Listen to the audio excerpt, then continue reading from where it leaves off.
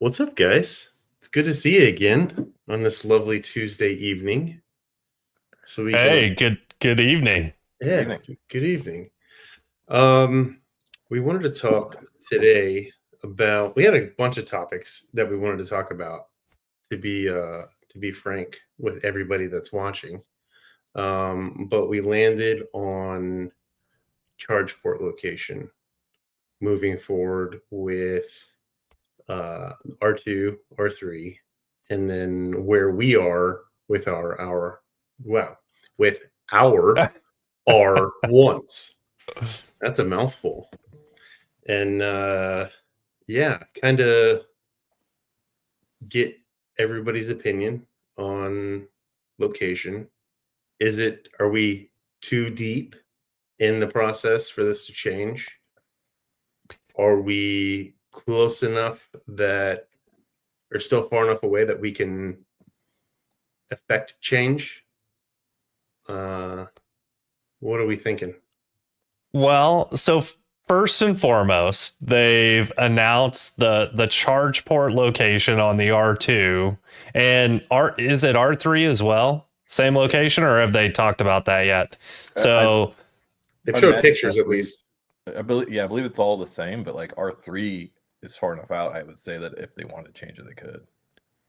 yep. So what they've said so far is that the charge port location is going to be the right rear, so the passenger rear, and No, driver rear. Yeah, is it? yeah. For R2, the prototype was passenger rear, and then that caused an outrage, and then they caved and moved it to the Tesla location. See, I did not even notice that. Yeah. It's in the prototype. You see, like if you go to an auto show or a space, when they have it there, it's on the wrong spot. Yeah. Still, it's on the passenger rear, like you said, and it's actually small too. So when they open it, it's like just a sliver, just big enough for the NAX port. So it's not going to fit a CCS for like international either. So the whole thing has to be redone and moved. Wow. So I didn't realize that they moved it to the driver rear. I thought that it was still on the passenger rear. So I don't know if that just kind of went in one ear and out the other or what, but in my opinion, that is still not the right spot for it. So Chris, I mean, I know that you actually earlier this week, after we had chatted about it last week, you posted something that generated some buzz online on Twitter, X, whatever you call it. And for the audience, forgive me, I know that it's X, but I will say Twitter 99% of the time. So please just, bear with me. You can call me Gramps in the comments or whatever you want to, but I think they say boomer. Yeah. Boomer. There you go. Yeah. Hey. Way to go, Boomer. Yep. Well, that's me. I am that guy. Well, tell you what, why don't you pull that up? Because I thought that Chris's image was awesome, was spot on. And this hits, in my opinion, like 3 of the top reasons, but there's a couple more that we'll get to. So who wants to take it? I mean, I think Chris and I. Well, I can cover it quick. So let's do it. I had 3 categories, right? Tesla supercharging, when you're towing stuff, and that could also be like you have a bike carrier or anything on the hitch, really, and then curbside charging. I put curbside charging last because a lot of people really don't care about that. It's probably several years out, let's put it that way, in priority, but it is a thing, and especially in certain metropolitan areas, they do have curbside charging, but in the United States, it's not as prevalent as, say, Europe. It'd probably make a bigger deal in Europe, but for here, I put it at the bottom. So supercharging, right? So Tesla location. So that's why the driver rear is checked there, and also where Tesla puts it. And that's where it'll be in R2 and R3 and R3X as of today. And then if you're towing and you go front end, right? So the front spots are ideal for pulling if you got some behind you. So that's why that's checked on the front spots. And then curbside obviously is curbside, so that's the passenger side. And then so the front passenger side front is where I think it should be, just because it has the three things. It has towing, it has supercharging, and it has curbside charging. There are counter things and things that I have not mentioned there that I think Skylar would probably cover, though. Yeah, well, so Jimmy, what do you think? What do I think? I think that's something that is going to be different for everybody. Unfortunately, you're not going to make you might be able to make the majority happy, but even then, I feel like the majority it's still going to be like a 51-49 split between what makes it best for anybody, you know what I'm saying? Like, or what makes it best for them. I personally think that if everybody's adopting the NAC sport like they are, then they need to move it to where the NAC sport is on Tesla. And I think that solves it for everybody. I mean, it's a little bit of a headache and a little bit more expensive for Rivian to move it, or every other automaker to move it to that side. But again, this is what the people and this is what the manufacturers have chosen. So why not do it? The other thing to mention too, let me jump into that question about that statement about the back supercharger spot. The reason it is there is because there's a whole article about it. You can read that later, but it's for Rivian at least. The reason it was going to be on the passenger side rear was because that's the closest, shortest copper run to the pack and all that. And so the shortest spots were going to be either of the rear sides. And so because all of the R1s are all-wheel drive, running to the front was no different. So yeah, that's why it's in the back. Yeah, so I actually have some strong feelings about justifications for why it should be on the front. So let me start there. I mean, towing, which you covered, absolutely. You actually mentioned one of the other things that I think is a big deal, and that's especially with trucks and with things in hitch carriers and whatnot, those might or probably will, in a lot of cases, cover up your rear camera, right? And you're supposed to back in to fast charge to be able to reach the charging cable when you can't see with your backup cameras. That's an issue for me, but I feel like another one of the practical considerations is, let's say, I mean, most of us, or most early EV adopters, have garages. And if you're going to have more than one EV in the garage, most of the time, the charger is going to be at the front of the garage. Like, if you're going to share a charger, right? And you're in the same kind of situation. So people like to pull forward into their garages, and I think that the charging port should be at the front. I mean, and in my opinion, whether you're charging on the road or charging at home, I mean, that is a critical kind of ease of use and user experience item that you need to prioritize. So I don't care if it's an extra $100 of copper, but for something that is used every day, every week, you know, let's call it on a regular basis. Yep. That is worth it.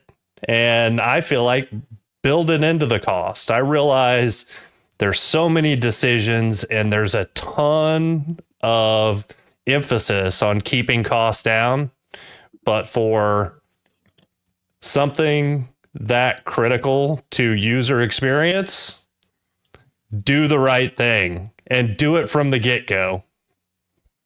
And I feel like they haven't started building R2s on the line yet.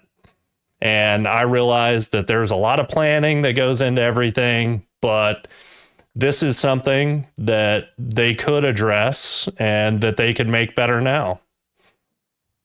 That's my thoughts. Want me to argue with you? I'm arguing against my own image.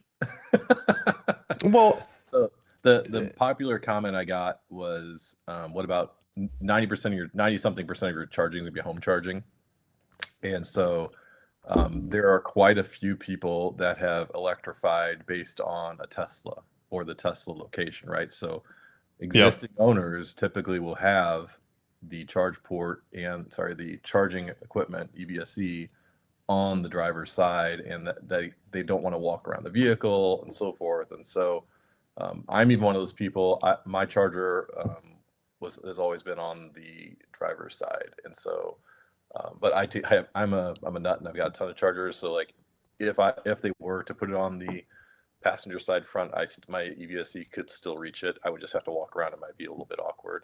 There's also people that if you, let's say they put it, to your point, at the front on the passenger side, on that where I've got the star. When you're installing your EVSE, you could install it on that wall, or garages have two walls in theory, right? So you could install it on the passenger side wall and or the driver's side wall, and that's how my garage is set up. So I can basically charge a vehicle any location, and you could also potentially, maybe you're one of the people who likes to back into their garage, you could do that as well to solve the port location being wrong. Yeah, I mean, I just think the front of the garage is also the most logical place to put a charger. And I totally get, and that's not coming from a background with a Tesla, right? And because I understand their charge port location, and a lot of people installed chargers for their Tesla, and now maybe some of those are moving over to Rivian and they're dealing with a charger that's already installed. But I feel like the market and the customer base is much, much larger and have never owned a Tesla or, an EV before. And if you just think about, in my opinion, the best way to do it, let's say a single charger for a multiple EV household, front of the garage, charge port location at the front of vehicles, and that makes the most sense for, I feel like, the biggest amount of people moving forward. Yes and no, and I'll throw in my 2 cents. My power panel, I think a lot of people put their EVSE equipment depending on where their power panel is, because even right now still wire is not cheap, so a lot of people have opted for the shortest run possible, which my run's not terribly long, but I will never be able to fit the Rivian in the garage. So the Rivian's in the driveway. So my charger is sitting at the very front of the garage on the driver's side of the Tesla that is in the far right spot if you're facing it. That way it's a quick grab. I'm totally confused by your description, by the way. That's fun. That's fun. It's just, I guess all I'm saying is it depends on how long that run is and how much somebody's willing to pay to put their charger on whatever side, depending on where their power panel is, their circuit breaker panel.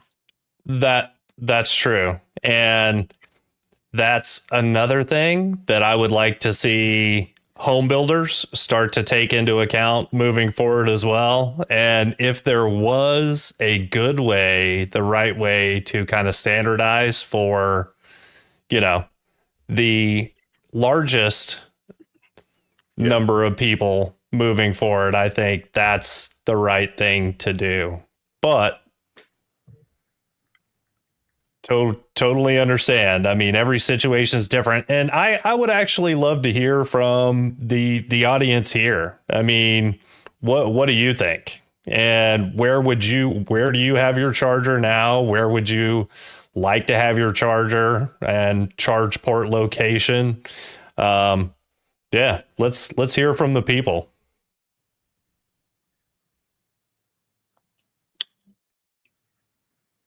It'll be interesting to see what feedback we get. I'd be curious because in the end, money's king. You know what I'm saying? Like I'm not gonna pay because that wire. I go back to the wire comment. That wire was not cheap. That was the most expensive part of the whole install. Like it was more expensive than my charger. Oh, wow. I mean, well, that's labor though. So no, I had a buddy do it. I mean, I did mine too. I did my own wiring for my charger, and I'm trying to think. I think the cable length was right at 50 feet, which is a pretty good distance because I didn't go up through the walls, through the roof. I went around kind of the perimeter of my garage to get the charger to the front of the garage. Yeah. And I mean, it was $150, $200 worth of wire. So, I mean, not insignificant, but not crazy either. Yeah, I think we were at like 300 and it might have not been more expensive than the charger, but we're talking like $50 cheaper. I think it was like $330 for all the wiring required. Oh, geez, Louise, wiring required. I might be the only one that doesn't end up slurring at some point tonight because I am on the water tonight, guys. Unlike last week when you guys got me rolling and we spent over 2 hours on a unintentionally live stream. Yes. Heck yeah. That was amazing. That was a ton of fun. It was fun. One quick example that of why to do it run the long run. So when I got my first EVSE, I did what you guys were saying to put it. I did an 100 amp circuit to an 80 amp wall connector, Gen 2 connector. So that thing can lay down serious amps to my Tesla. When we got the R1S, the charge port was significantly further from the EVSE now because it had to go across the garage floor and just to the back port on the Model X, and that was fine. It was like a 25-foot cable, and it probably used 20 feet of that. And now with the R1S, the charge ports in the front, like you said, you pull in and so forth, and it would not reach. And so like I then had an electrician come in and like I'm not getting the attic at my garage attic, no thank you. And so he ran it to the far wall closer to the front. I actually had it mounted towards the front, not because of the Rivian. It's because I wanted it to be the first thing my wife saw when she got out of the car. Yeah. So like the real problem is people not learning to plug in the damn car every time they get out. And so I wanted her to see it when she got out of the car, plug that thing in. Yeah. And it's been great ever since. 100%. And you know what else is kind of funny about that? And once again, that's a practical consideration. And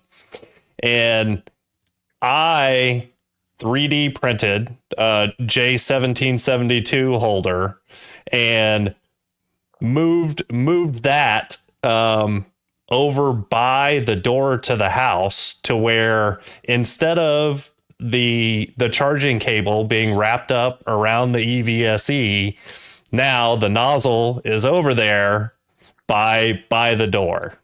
Yep. So, I mean, to the same point, but also with the driver front charge port location on our R1S, and the fact that it has the left-hand spot in the garage by the door that goes into the house.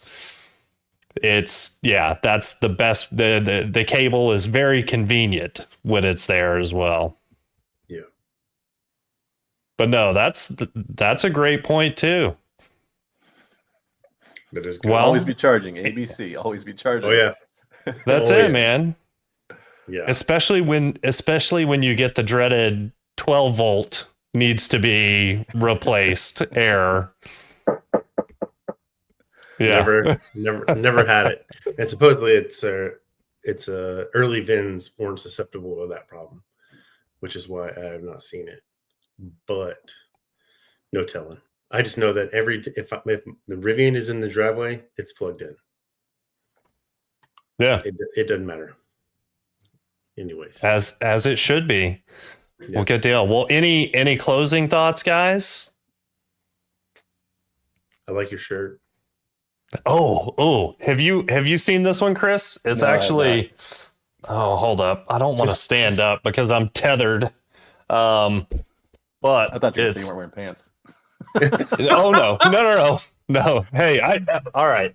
I do have pants on. It's Brian Case. Okay. It is Brian Gase. And because we were talking last week about the fact that Chris has been able to meet Brian Gase and I have not, but I do have his face on a t-shirt, which is pretty cool. So, matter of fact, let's close out with that because I am curious. I know that when Rivian was on a huge hiring spree, Brian Gase was hosting the Hello Rivian show internally for their new employees. I'm curious, is the Hello Rivian show still a thing? I know we have Rivian people that watch, so somebody put in the comments whether or come over to rivianstories.com and we could chat up there too. But somebody let me know if the Hello Rivian story or Hello Rivian show is still a thing. Love it. All right. Till next time. See you guys. All right. Thanks, guys.